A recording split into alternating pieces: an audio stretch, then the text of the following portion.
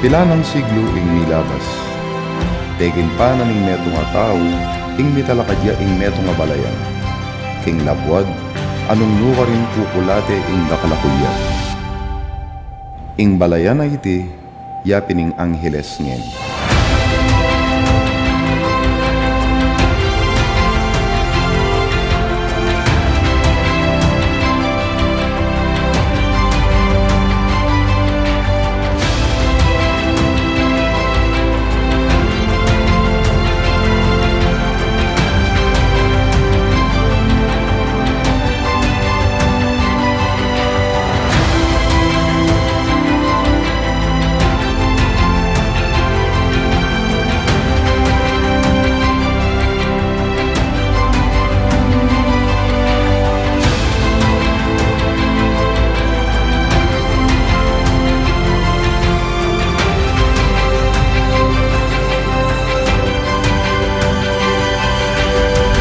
Kabalen, Anghelenyos, impambansang lawiwi, nimbansa tamong Pilipinas. Kayang mag-iliw, helas ng sinakanan, alam ng puso, sa titik mo'y buhay.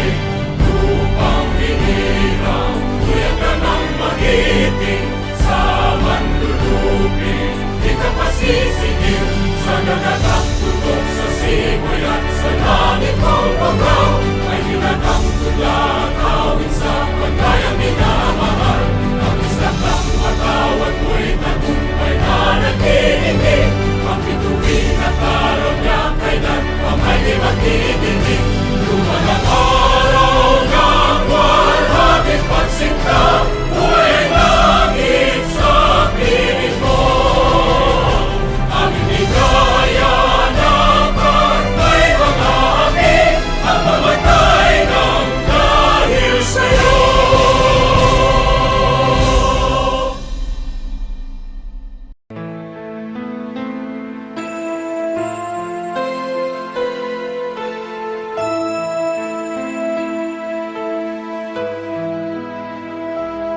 Kapampangan mi sakwak, kinglegwananing alaya,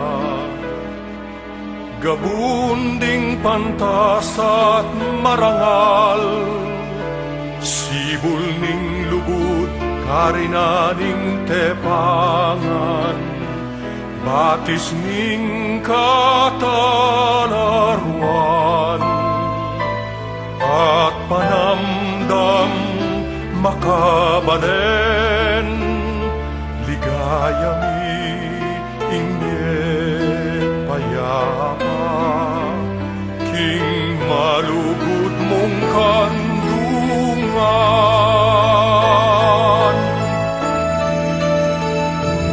Kapampangan sa lening legwan, Kapampangan sandalaning katimawan,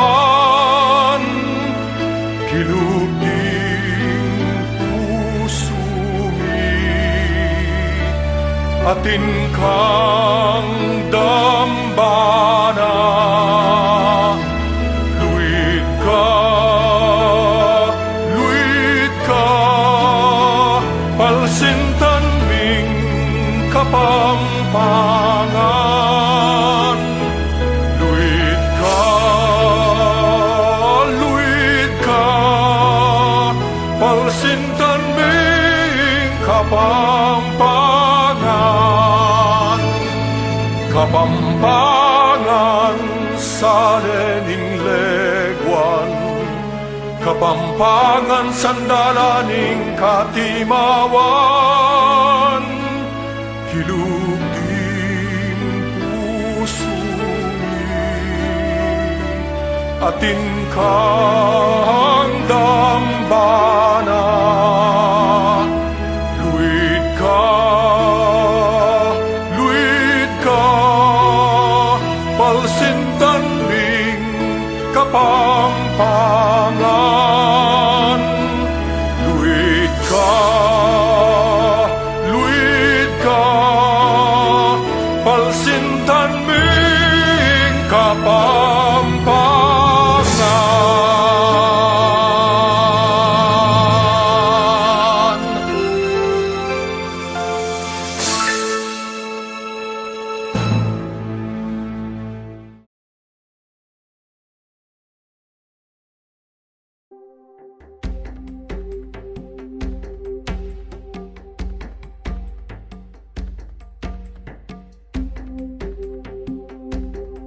Maya Payaldo, Kekayungan po. Parte ng pangakilala ng siyudad ng Angeles, ing masanting, malago at pakamalang kultura at sining na iti.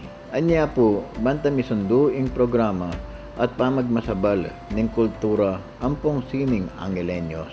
Mimiking niyayaliwang programa, parikilketi, banta e mamate at sisikan lalo ing pamagpasyag keng kulturang Kapampangan. Metong pong pamagpasyag ni pagmaragulming pasaluan Angelenyos, paning one town, one product store. Ang ponging gawang Angelenyos, dareng lokala artisan at merchants. Banta, lalo pong mayakit ini. Peki sabi kaya naman pong mayap, kareng kakaliguran tamong malls, ang pong miyayaliwang establishmento. Na dinandakatang mayap alugal.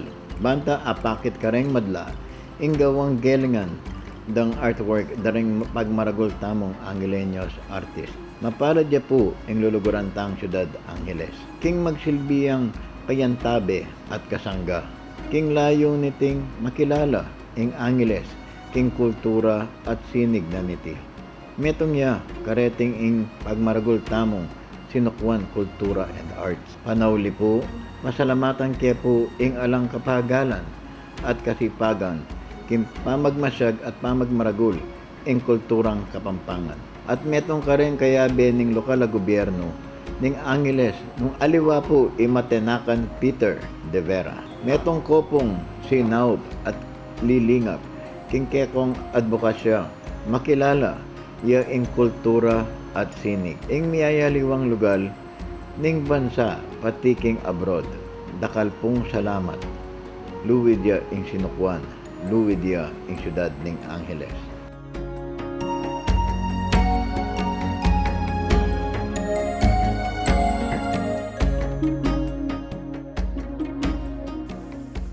Isang ligtas at mapayapang pagbati po sa ating lahat. Sarado ang mga teatro pero tuloy ang sining. The theaters are closed but the art making continues. This has been the advocacy of the Cultural Center of the Philippines since the pandemic happened last year. Many of our artists, cultural workers, and organizations have been greatly affected by the continuing impact of the world crisis. And so the CCP has repurposed many of our programs to be able to extend assistance and support to the creative sector all over the country.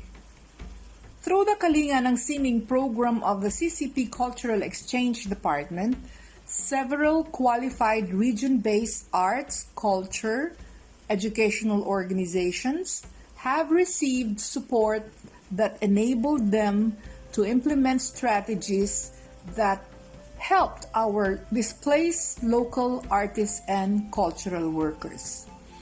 The Sinukwan Kapampangan Training Center for the Arts is one of the 2021 Kalinangan Sining grantees. The CCP Cultural Exchange Department recognizes the initiatives of Sinukwan not only to document, teach, and further promote Kapampangan folk dances, but more importantly, utilize the power of art to instill pride for local creative works and provide opportunities for local artists, especially during these very challenging times due to the pandemic. So, we would like to congratulate all the participants and staff and organizers of the virtual dance workshops conducted by the Sinukwan. We hope that each one of you will share all your learnings to the rest of the members of your communities so that together we can look forward to a brighter future with Kapampangan citizens saying, we are proud of our own culture, heritage, and traditions. Dakal pong salamat, mabuhay tayong lahat.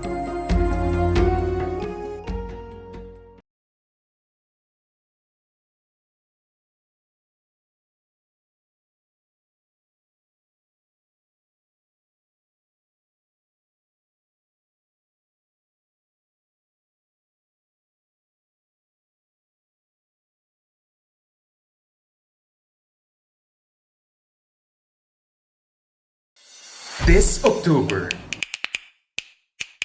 be ready for the most anticipated Kapampangan Folk Dance Workshop in the country. Kalinangan, Kapampangan.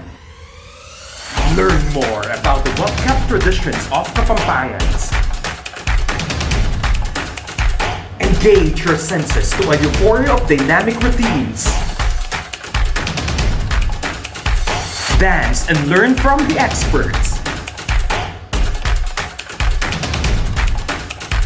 Liberate your spirit and enjoy the rhythm and vibe. Witness this year's Kapampangan Cultural Celebration.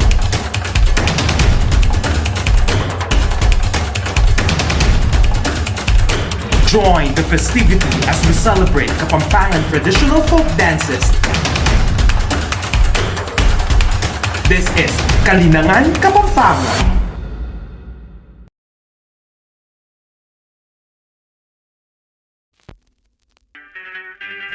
Paseo de Bacolor. Originated from a historical land in Pampanga, Paseo de Bacolor, a Spanish-influenced suite, shows the flirtatious yet gracious characteristics of the Kapampangan ladies and gentlemen as they walk in plaza or in front of San Guillermo Church. Born from researches and aspirations of people living in Bacolor, Pampanga, the dance was classified as a courtship dance as its movements were characterized by walking and flirting. Vamos a bailar, Bacolor!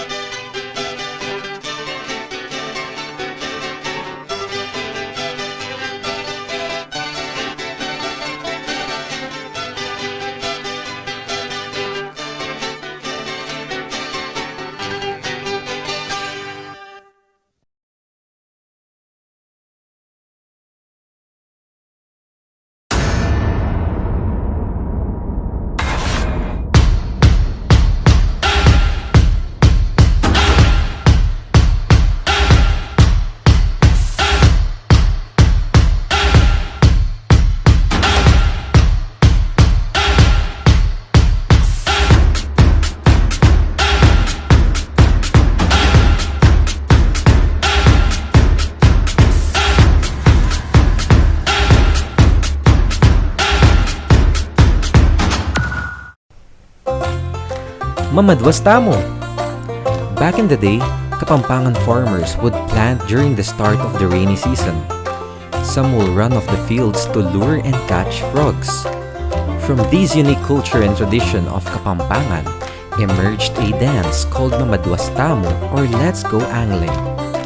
This Kapampangan folk dance depicts the industry and perseverance of the Kapampangan, which also shows their joviality towards life and their endless inclination on angling frogs.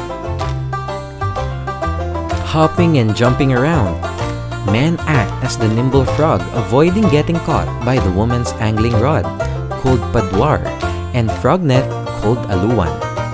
Nananotapa! Tara, mamadwasta ng tugak!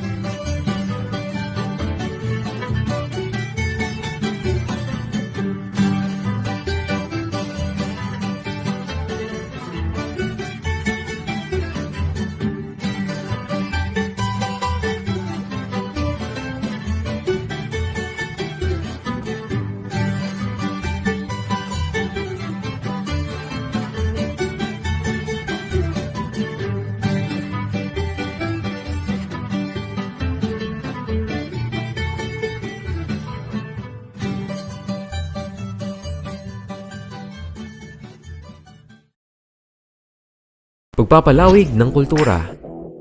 Sining, gaya ng musika. Paghubog at paggagapay sa mga bata. Iyan ang Anak Balebalayan. Minimithi ng Anak Balebalayan na maging sentro ng pagbabagong panlipunan sa siyudad ng Angeles sa pamamagitan ng sining at kultura para sa kabataan at para sa bayan.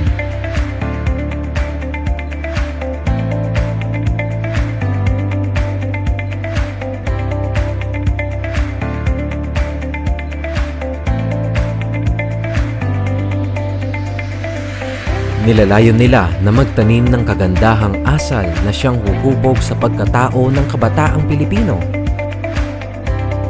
Linangin ang pangkulturang literasiya at itaguyod ang pangangalaga sa minanang kultura sa pamamagitan ng sining at pagtatanghal upang makapukaw ng pansin ng lokal at pandaigdigang mga stakeholder.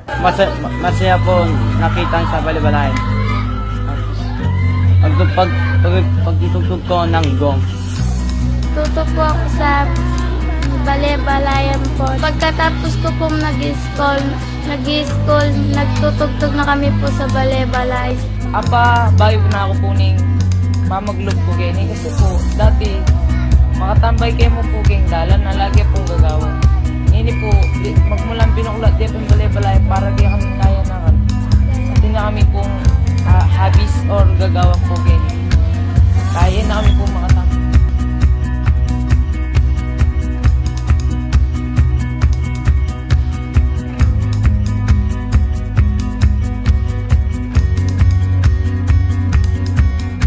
Sa pagkamit ng mga layunin na ito, ay Diyos ang kanilang nagsisilbing sentro.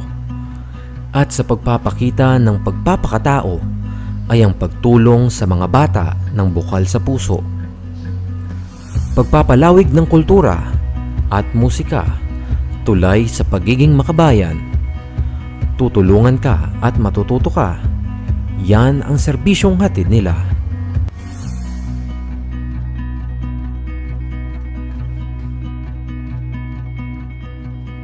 Ito ang anak balebalayan, tahanan at kanlungan ng mga batang nangangailangan.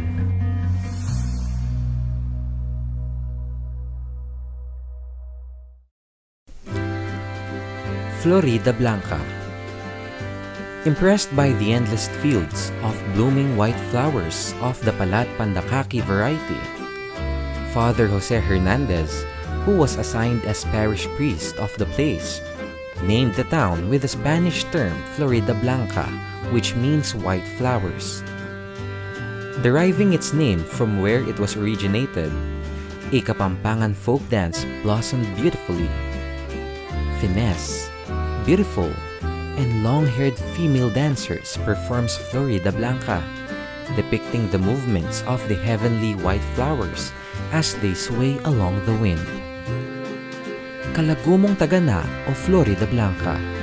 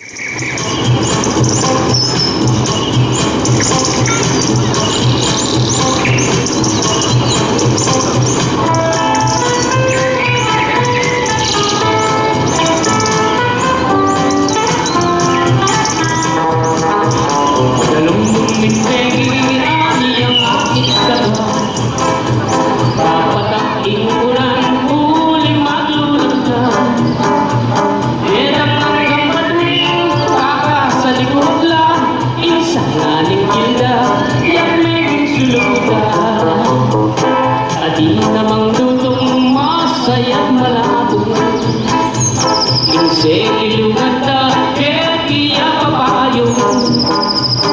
Sa nganang may langit, may balduking napon, itang naglungan mo at inugun-ugun. Kanyahaning sinta, sintaning pinawa. Ebunet ipilit, lumalangin ka. Mga nanong matyaw, pepamisan mo na. Kareta ng sweetheart, bayong paglala.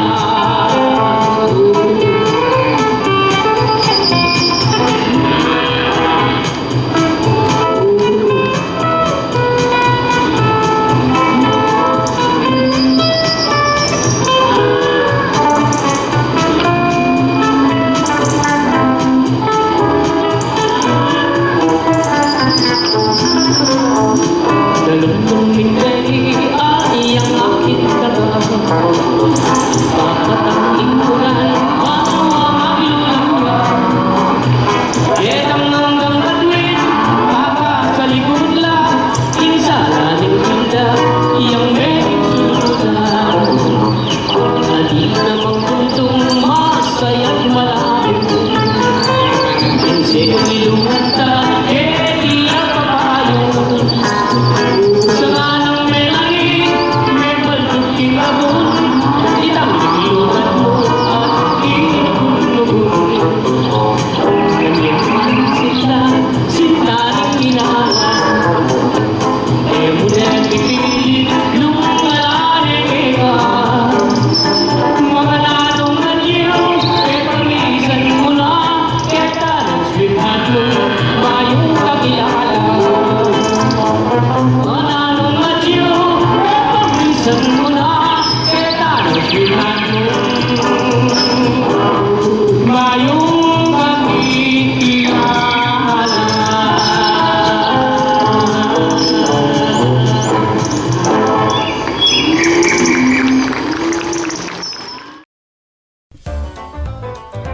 Salakban. Salakban is a Kapampangan term which literally means to entrap. It portrays the locals' aggressive way of entrapping a mudfish or bulig in the lowlands of Candaba and Santa Ana, Pampanga.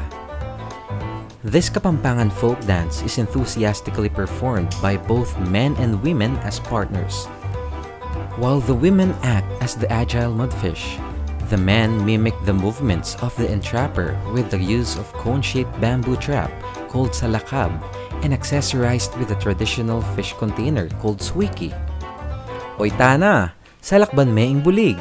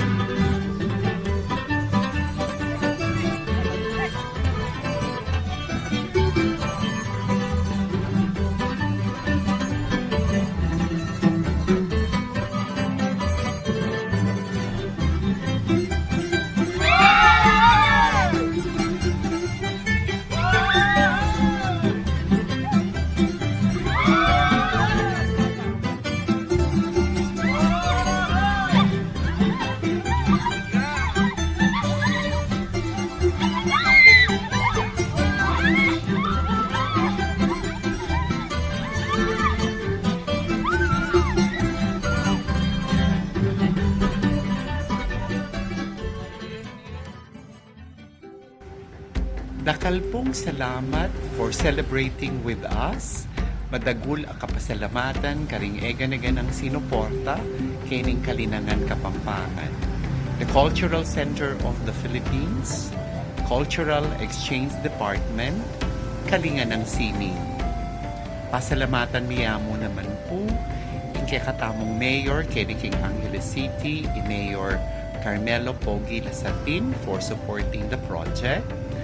And of course, detang igan-ganapang mig-perform, igan-ganang artist, cultural workers, pati na mo rin detang may mag-attend keng dance workshop at detang igan-ganang may manalbe kening program ay ini. Let us be proud and continue preserving, promoting, and developing our culture. Maya pa oras po kaya kayungan.